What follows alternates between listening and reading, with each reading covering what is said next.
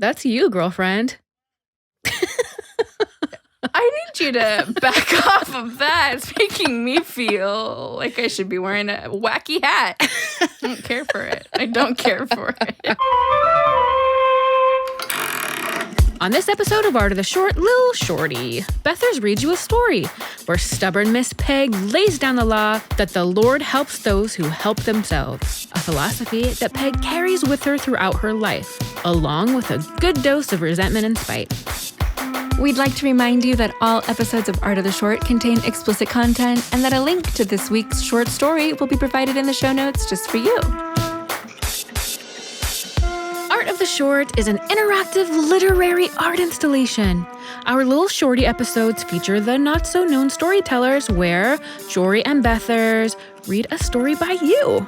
Yes, a short story written by you, and of course, we'll make art of our interpretations. Join the conversation and send us your artwork to add to the gallery. To learn how, go to artoftheshort.com and follow the installation on Instagram, on Twitter, on Facebook, at Art of the Short to see what others think of the short story through their art.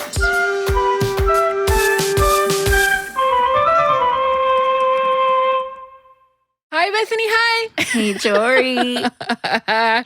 Hey, Jori. Hi. Hey, Jori. Hey. Hey, Jori. Hey, Jori. Hi. Guess what? Hi, BDP. What? It's Lil Shorty Day. It's Little Shorty Day. Lil Shorty Day. It's Lil Shorty Day. And I'd like to warn you, I'd like to warn the listeners, the readers right up front. This is a not so Lil Shorty. It's a not so Lil Shorty. It's not so Lil. Art. How was your art this week? Would you like me to tell you about my art? Well, I don't want you to tell me about your art, but I would like you to tell me how you feel about your art. Are you excited? I'd like to tell you about my journey with this art. Oh, shit, it's a journey. I chose to take on a challenge. Oh, shit. This little noggin, pointed at me, folks, doesn't do well with straight lines. Shit. Or even circles. Anything that needs to be accurate, not for me. And did I choose like an architectural rendering?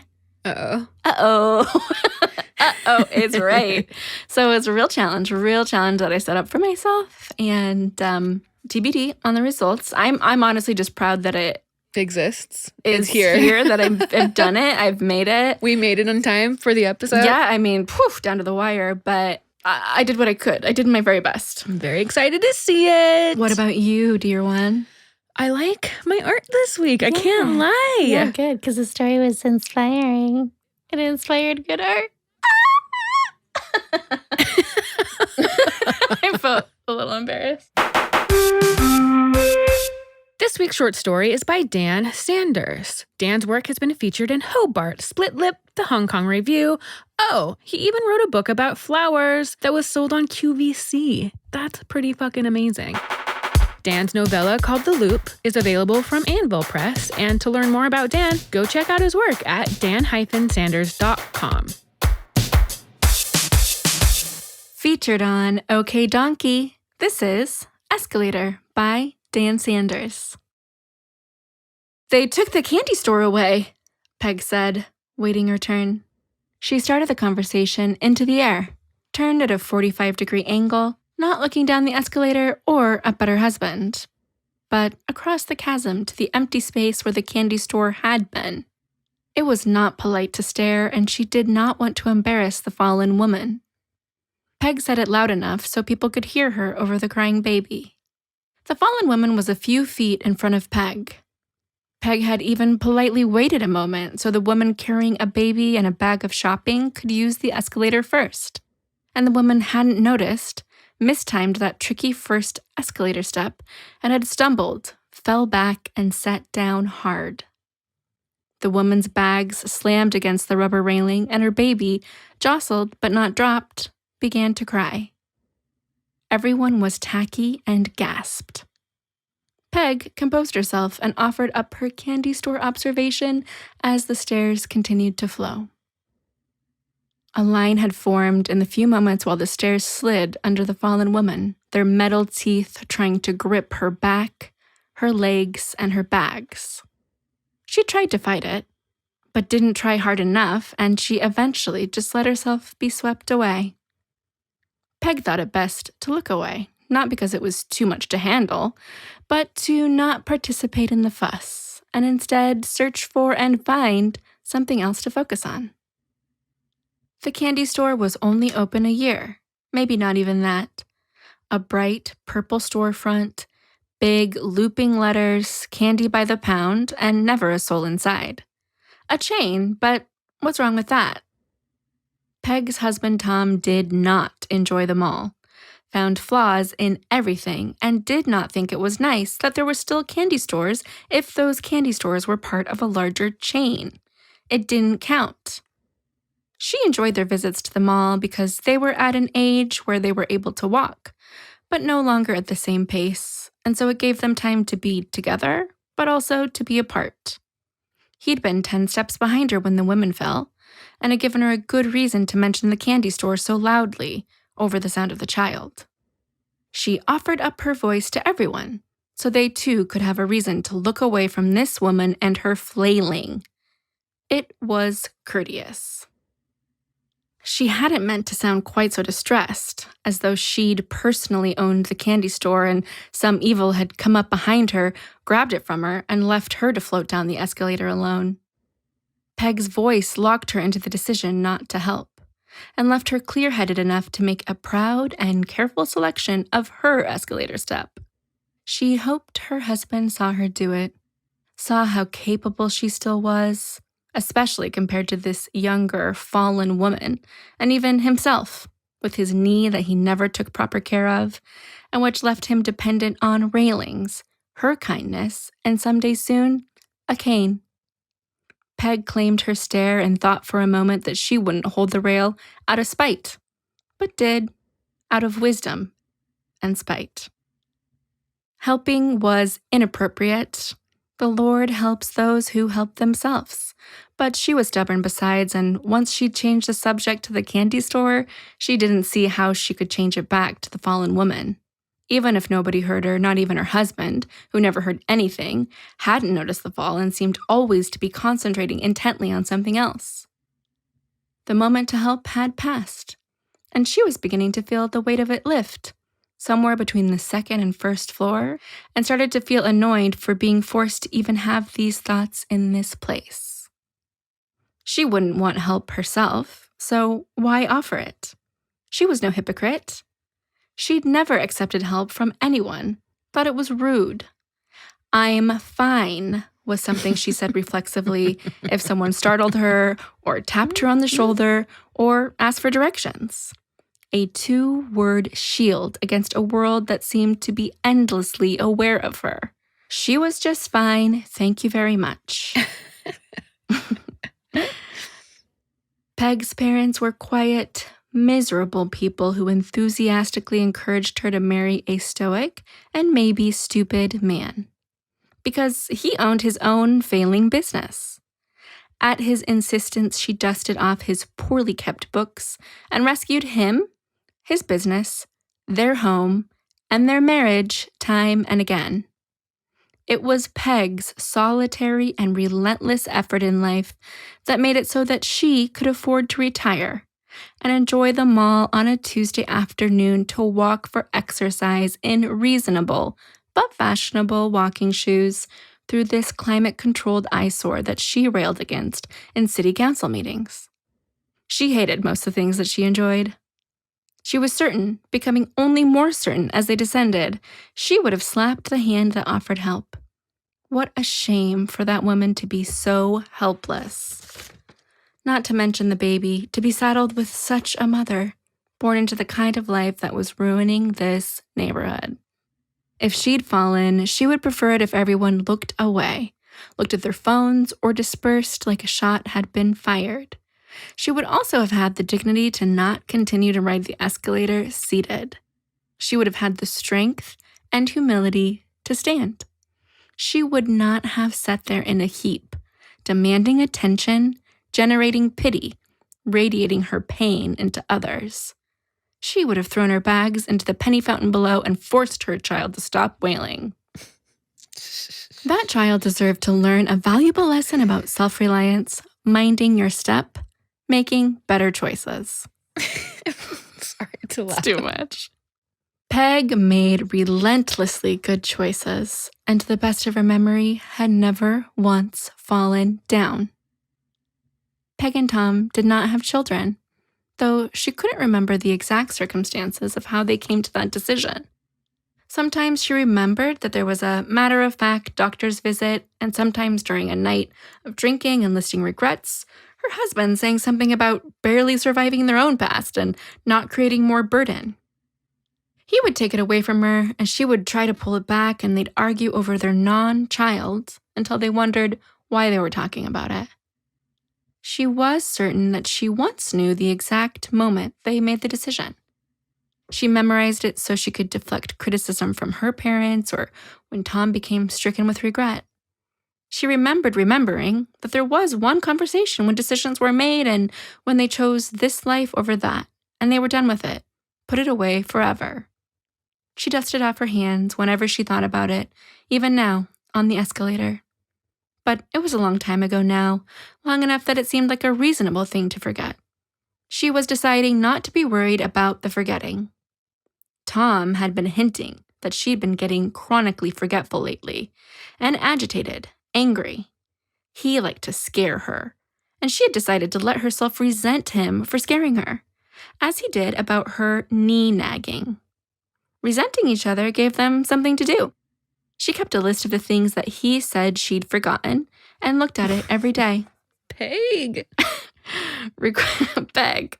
Forgiveness was hard, required too much reflection, which she thought was haughty. They were at the age now where their children would have forgotten about them anyway, so it had all sorted itself out. They'd have non-grandchildren by now. They'd be ignored by 2 generations, and they'd still have just wound up here, trying to ignore each other, and this woman at the end of the escalator, her adrenaline wearing off and finally allowing herself to cry about the fall. Peg took the appropriate caution and planned her dismount, as the stairs flattened out to merge with the floor and accidentally locked eyes with the crying woman. Her baby was cooing, coming down from her emotions as the crying woman was ramping up. Peg looked away and up, deciding that the cooing reminded her of the summer birds that would become lost and fly overhead, trapped in the giant expanse of the mall. The birds would nest in the rafters under the fake sky painted on the arched ceiling, or perch in the big fake trees in the food court, living on stepped-on French fries or occasionally bravely swooping down after someone holding one of those giant food court pretzels, or chase each other through the open air above the atrium fountain. She wondered if they didn't know the difference, if they were born in the building and didn't know that there was an outside world, or if they knew but didn't care, and they knew that they were safe and good enough was good enough, and made the smart decision to stay. 3 people helped the woman up from the floor and held her baby as she limped to a bench between 2 potted plants, which Peg knew to be fake. She stared at the baby, felt the 5 empty stairs to the bottom of her husband's feet, and from the last stair, she called back over her shoulder. "Did you hear what I said? I said they took the candy store away." He hadn't heard, and she took his hand, and they guided each other around all the unnecessary commotion.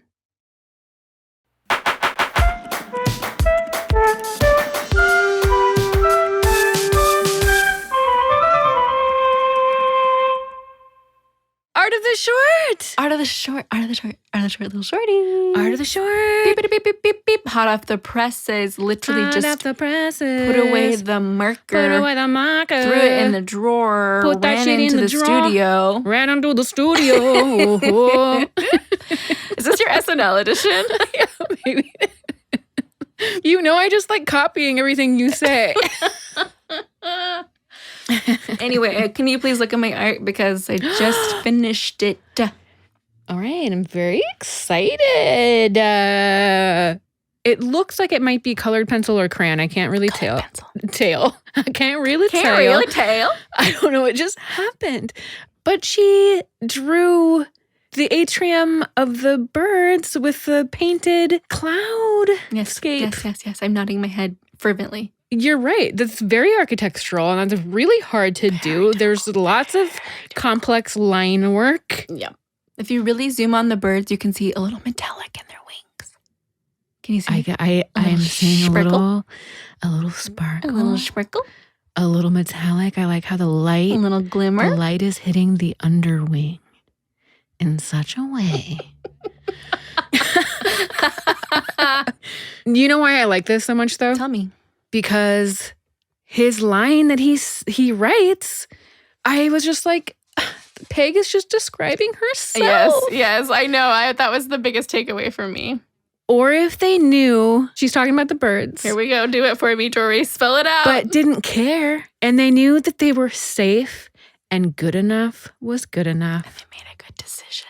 And made the smart decision. I know, it makes me want to stay. cry. I know, Peg. I love it. She didn't choose it. Her family chose it for her. She's from a generation where she didn't have a lot of agency. She didn't have a lot of choices. Women didn't have credit cards.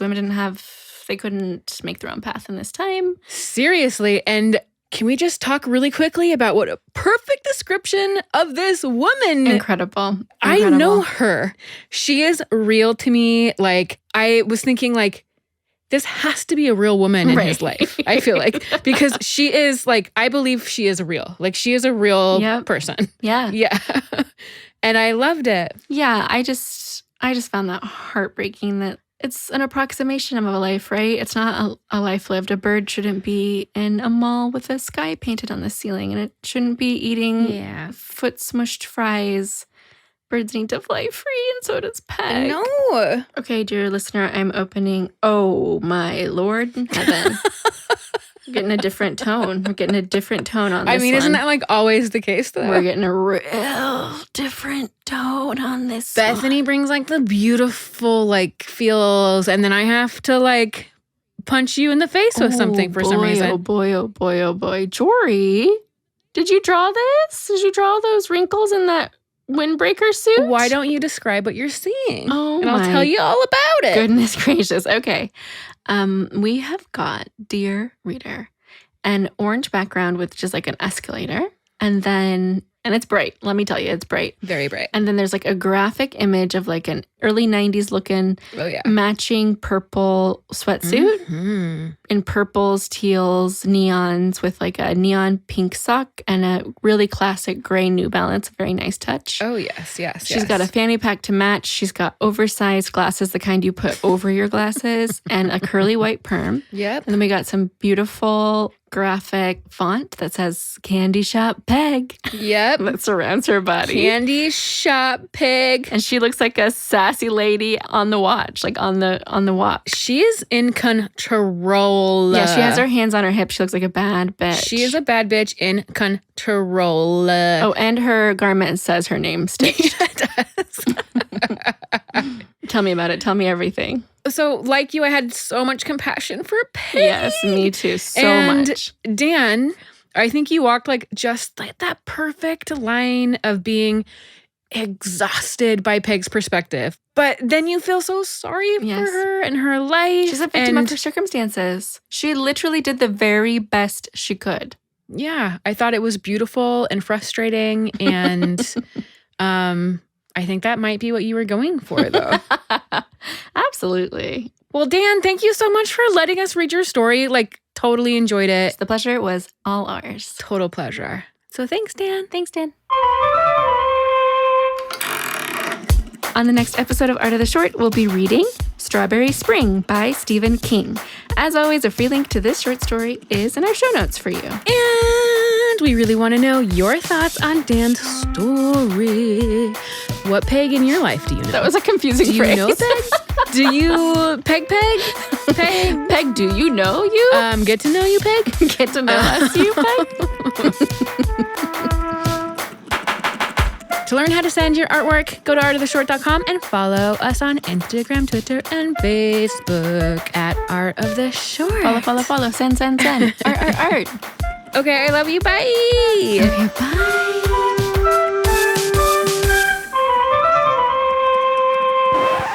Girlfriend.